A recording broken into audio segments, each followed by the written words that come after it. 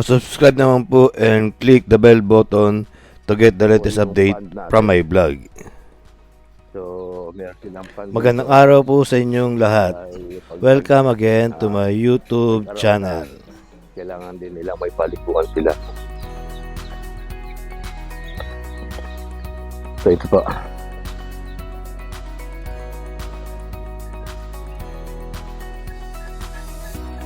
So, yung side na yon, may nangingitlog po na manok. And then, may naglilingkit pa rin yung mga pato, no? Yun, may mga itlog ng mga pato dito. Lapit natin.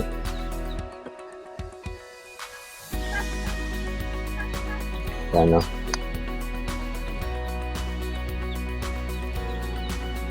Ito, mga pato natin, saka manok. Hindi, may pato pa rin ng mga dito, na.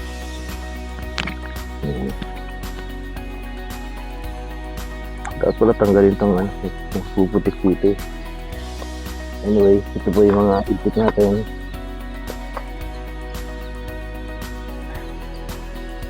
Ito yung pool nila, paliguan nila. By the way, may mga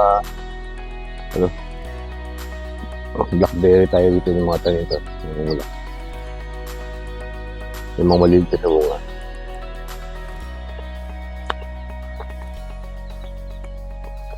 Sarap ah. Timatin natin ako.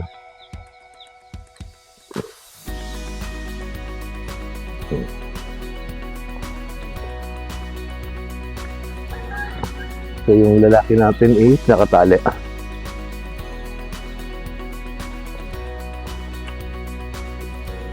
So sa itong raspberry.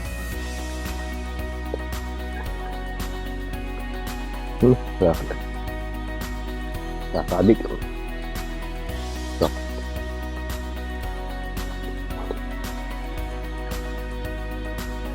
Maganda raw sa mga diabetic. Matamis siya pero hindi nakakadagdag ng sugar pag diabetic ka.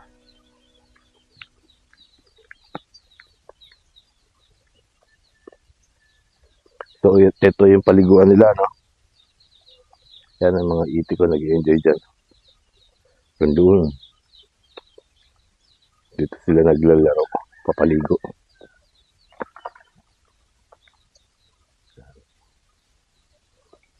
Basically tubig dito galing sa may irigasyon. Nagpalagay kami ng kanal na maliit lang dito para dito pumunta yung mga ibang tubig. Pero ngayon naka-close. Pag naka-close yung irigasyon, nilalagyan namin ito ng galing sa pump. So hindi naman po palagi. Siguro mga once a week lang siya lalagyan na ipapump yung tubig dito. Particularly ngayon lang natin ginawa yun. Yan sa ngayon. So, yung pato natin dito siguro saka mga nasa 100 megit. So, next time, pumukatay na yan. And sabi ko, kontrolin na rin yung paggagawa ng mga pagpapapisa. Pwede na kainin yung mga itlog niya.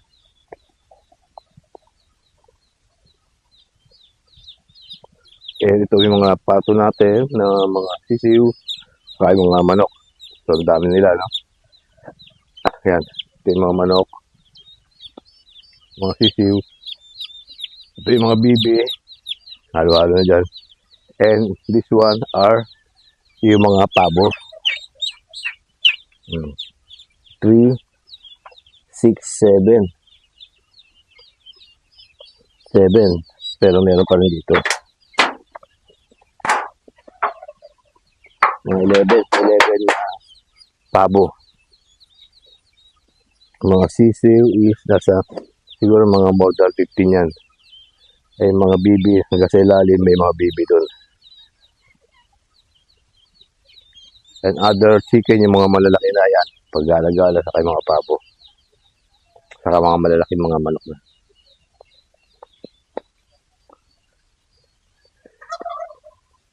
And here, yung mga tinanim natin mga punong kahoy. So, Sama-sama na si Jel. Although hiwalay-walay, mga 3 meters yung pagitan. Yan. May suha, may kalamansi, may patawag doon. Yung parang lantong ano siya. Puno. Pero pag lumaki ito, maganda ta. Matay yata ito. Tingnan natin. So, meron tayong kinukuha ng mga dahon na pagpakain sa mga hayop natin. Ito yung Madre de Cacao.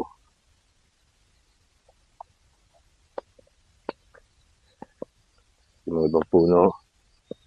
Ito yung mga ibang sisiyo. Harap-harap na dyan. Ay, mga pato, bibi. Ito, lumalaki. Ito yung mangga na, ano. Yung pag namunga is, no, ano. Namulaklak na ito dati. Drafted din to. Marketed pala. Yung mga ibang halaman natin to. May taramay, may bayabas. Ito yung mga pinagbibili natin na and then balang araw, lalaki na rin mga yan.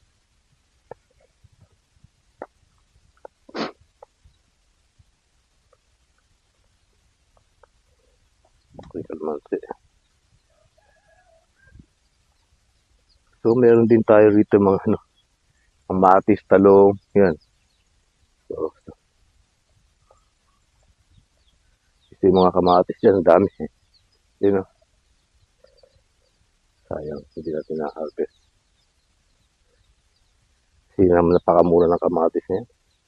And maski sa kusina namin, marami pa rin mga kamatis.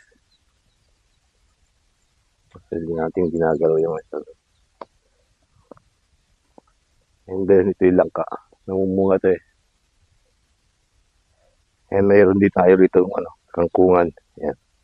Hindi ko muna kangkung dito. And then, yung mga pandilig natin dyan, sa mga halaman natin, dito rin galing. Mga talong. And then, meron tayong, ano, mga dwarf na coconut. Siguro mga 3 years na rin to eh. Pero siguro mga 5 years. Mamumuha nito yan. Mga gabi. Yan, karat-karat lang yan dyan. Ay, may nangingitlog dito na ano, ibon na. Mga pato. Ito yung ano. Ito yung lamansi. Pero gusto kong papatag na konti para bumaba na konti ito eh. Para madaan na pupunta rito. Mamaya punta tayo dito. Ito yung mga ano. Mga bibi natin. No? Yan, ano yan. Gandun sa ano, tinaniman po natin yung ano. Ng dwarf coconut sa mga paligid yan. And then ito yung palay pa rin natin. Hanggang sa pinakadulo doon. So, ready for harvest na rin po yan. Tumatiming na lang tayo. Yan. Yan, palay na yan. So,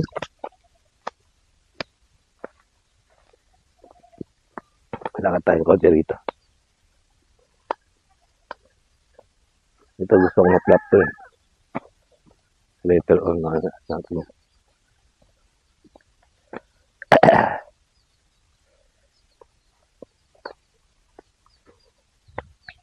Oops. Ito yung talong.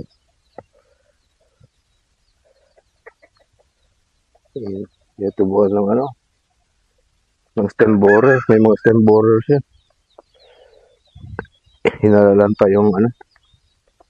Nalalanta yung talbos niya.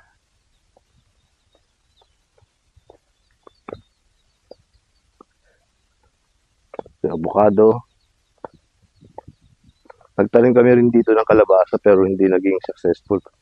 So pangit pa yung lupa dito. Yung mga puno. Hindi pa maganda, kailangan pang May stable pa uli.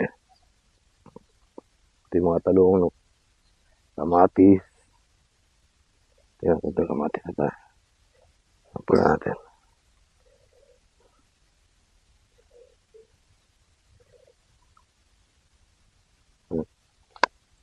Laki yan.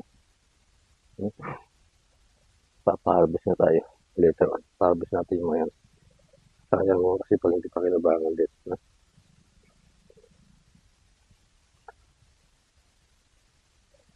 Yan, mga talong. Sana maayos din. Ito. Ito na spray yan eh.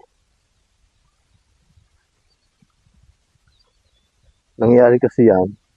So nag-harvest na rin dito sa mga palayan, yung mga ibang insekto nito pumunta rito. Kasi wala siyang na-harvestan yung mga palay dyan eh. So nagmamigay sila kaya ganyan nangyari dyan.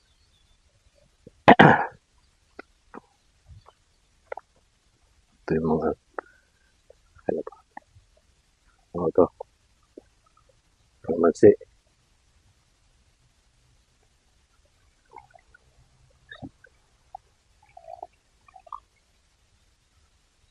At dito lalaki na yan. So mangyari yan, matatamin ito ng gulay, and then may puno rito, and then may gulay, may puno, ganun gagawin natin yan. So mapapansin niyo po, meron na rin mga ano, ito. Yan o. Mga carbonized rice hull. Yung na ano, na carbonized na ipa ng palay. Kinalat po natin bumili tayo ng isang truck na carbonized rice hull para tumaba to. And then later on po ano yan, ma-stable. Ibig sabihin may stable, araro para maging buhag po yung lupa kasi medyo maputik pa siya ngayon. Yan.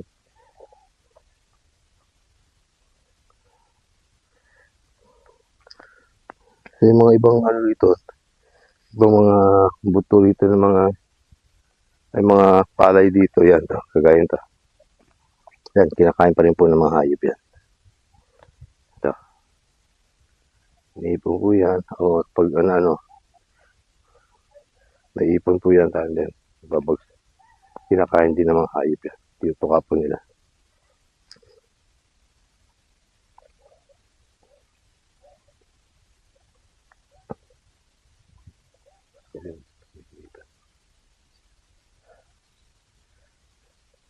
So, matatama natin ito.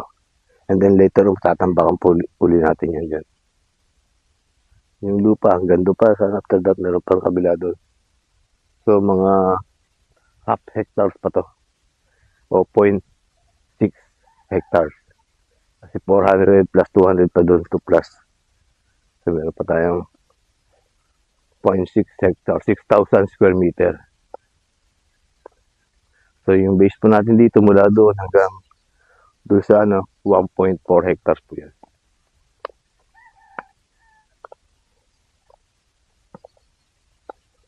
Bukod sa mga other area ng farm natin, meron tayo farm doon, meron din farm tayo doon, and then sa kabila doon may mga farm po tayo doon. And then doon sa may Bonifacio, may farm din tayo ngayon doon. Meron 1.5, dito mga 1.9 plus 1.13, 4 hectares dito banda. Doon, mga 4 hectares. May 1.5 hectares doon, saka 1.6 hectares, saka 1 hectares, and then sa may bypass yung mga 1.5 hectares. And all, meron pa dito, may mga kasala pa tayo mga iba dyan. Yung kain natin na pre-range duck. Nakalat-kalat sila dyan. So, ang dami nila.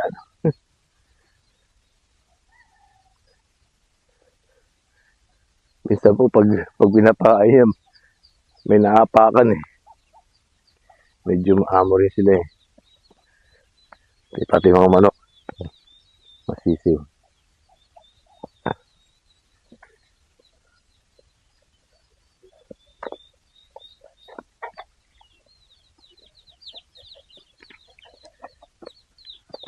Patay mo iba.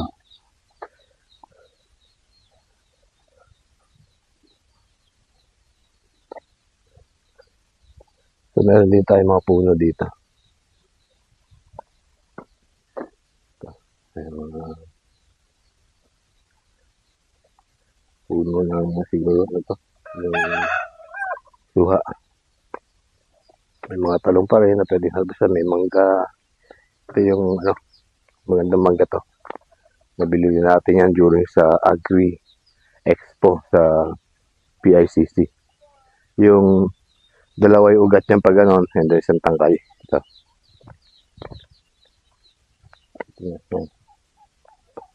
Nakagrap siya, tapos dalawa yung pag-ugat agad dito.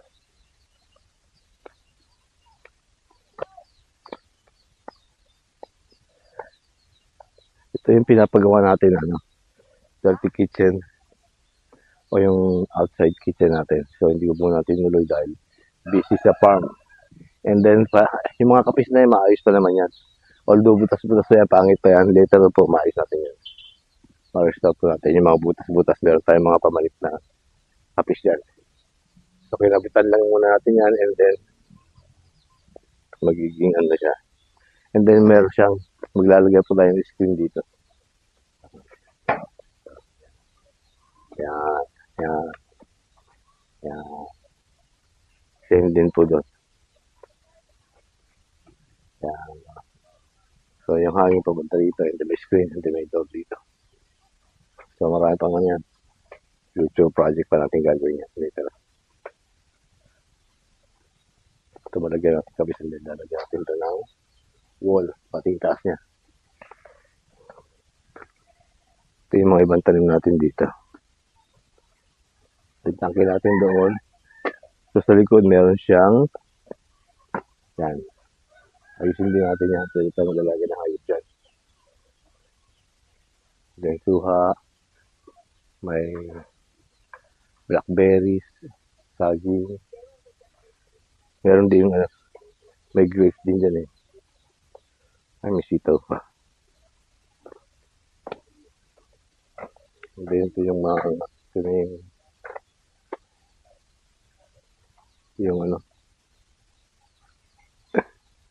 yung kalamansi. So, yung miracle fruit ito, papakatay din natin ito. So, may taong paputin natin yan. Yung pinaka-veranda dyan.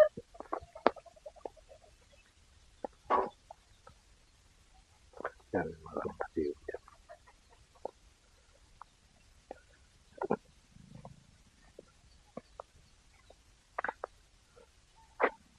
So, here meron din siyang kamote, saka yung tawag dito. Yung gulay na sigarilyas. Sigarilyas ito. And ito yung guyabado na natin. And mangga. So, may papaya rin dyan. May tinanim. Dito po yung nagagaling mga tubig natin. Ito. So, may irigasyon po doon. Punta rito. Hindi may malunggay. Yung yung ginugulay na pababa ng high blood. Ang ganito yung sira ito lang. Dapat maayos din ito. Tignan naman natin. So, may mga bunga na rin yung mga kalamansi dito. Kabayaran natin. Palakihin lang muna natin yung kalamansi dito. Ito po yung bakod na gagawin natin dito. So, meron tayong concrete post. So, mga megit 100 po yan. Mayroon pa yung mga iba doon. So, papaligiran po natin yan. Later on, papaligiran natin dyan. And then, lalagyan po natin ng hog wire. Para hindi po pasukan ng mga ibang hayop sa mga garden natin. Kalat-kalat pa ito mga bakal na. May bayabas din dito. May mga kalamansi rin dyan. Karat-karat lang. Ito po yung saluyot.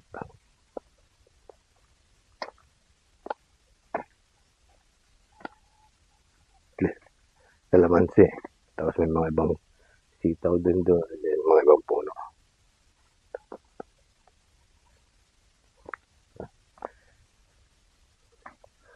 And this is our AP Farm Elf. Yung truck natin ginagamit natin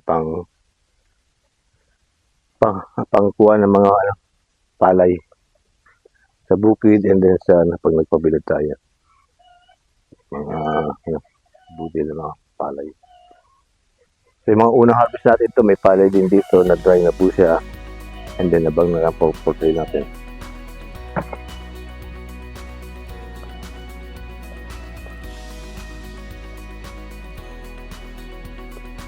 Tingnan natin kung ano nangyayari sa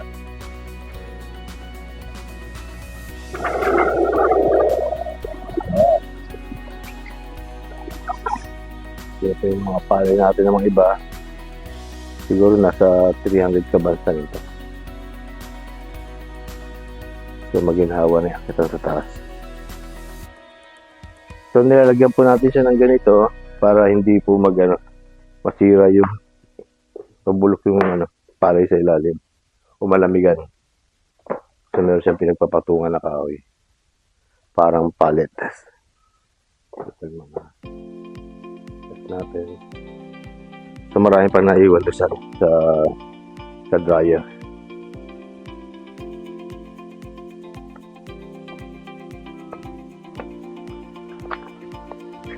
May tulak.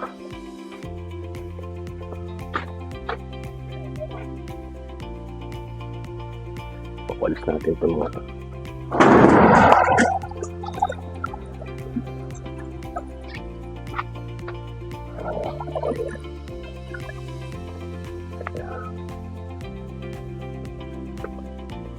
yan. Ito po yung gate natin. So ito, pwede pa extension po natin yan ng isa pang later on po mawawala na yung yung mawawala na itong mangga.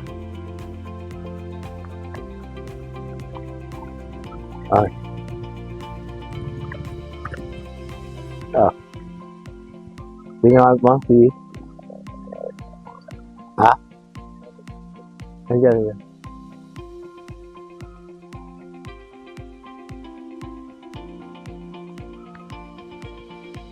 Okay, so natin yan. Morning po ngayon, siguro mga 7 o'clock, 7:30.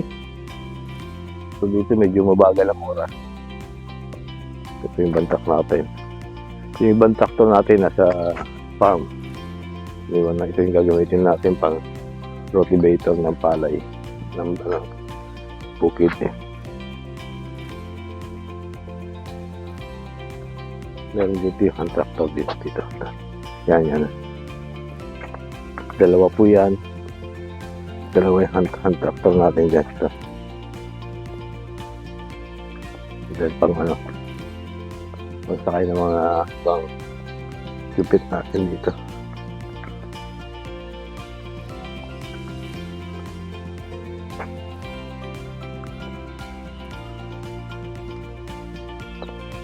Okay. Dito lang po muna. Thank you for watching.